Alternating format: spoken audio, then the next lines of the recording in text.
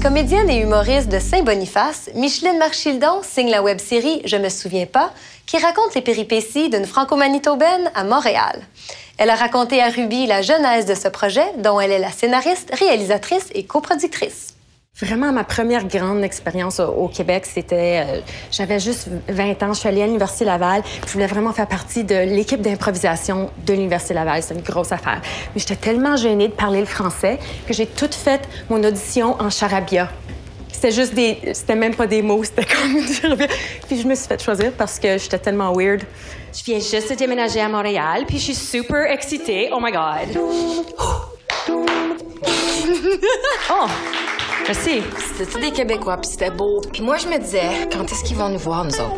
Je me demande encore. Je me souviens pas, c'est une nouvelle web-série que j'ai créée, que j'ai écrite, réalisée, jouée dedans. C'est au sujet d'une franco-manitobaine.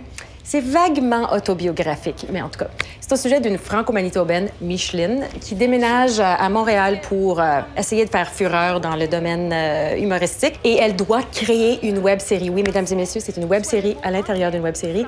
Mais pour réaliser son rêve, elle doit écrire sa web-série avec un vrai Québécois. Parce que le réseau TVJ ne veut pas la laisser écrire ça tout seul parce que ça va pas être assez drôle. Parce qu'elle est franco-manitobaine.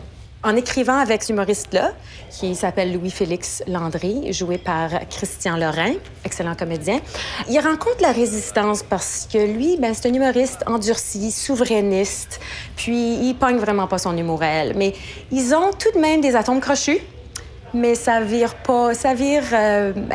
mettons qu'elle se trouve dans de mauvais draps. Peut-être mieux de suivre mes conseils, sinon on va devoir tourner à Moose Jaw avec la queue entre les jambes. C'est Saint-Boniface. Je viens du Manitoba. Louriel, ça te dit rien? Non? Le père du Manitoba. Il a sacrifié sa vie pour le fait français dans l'Ouest. C'est fait, tu sais, pendre par les Anglais. C'est ça, t'as rien appris au secondaire, je pense. Ah oui. Louis Riel. Ben oui, c'est un designer. Il fait des maudites belles sacoches en cuir, justement. Je venais de la maison. Je me sers de mes expériences de quand j'ai déménagé à Québec. J'étais hyper intimidée.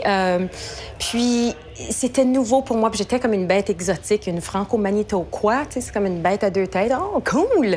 Fait que je me sers un peu de cet exotisme-là. Puis aussi de la nervosité, puis de la vulnérabilité que j'ai sentie en déménageant à Toronto. Énorme ville où je me suis sentie vraiment perdue au début. Puis ça m'a beaucoup nourrie pour cette web-série-là. Okay. Comme on pourrait dire « je vais t'embrasser à la française », mais ça sonnerait péteux. Donc moi, je propose qu'on dise « je vais te franciser ». Parce que laisse-moi dire que j'aurais déjà francisé la moitié de Winnipeg. Mais le titre, c'est aussi simple que la devise du Québec, mais avec un pas à la fin. Parce qu'on n'est pas québécois. Vive la différence, hein? C'est ça. On est en train de célébrer notre diversité comme francophone hors Québec, de façon sexy et drôle. Ouais, c'est ça. Ça devrait être ça, mon pitch, hein? C'est bon, ça. Je vais travailler là-dessus. Mais sérieux, le gouvernement québécois devrait m'embaucher pour franciser tout l'Ouest canadien. Sauf l'Alberta. Yeah.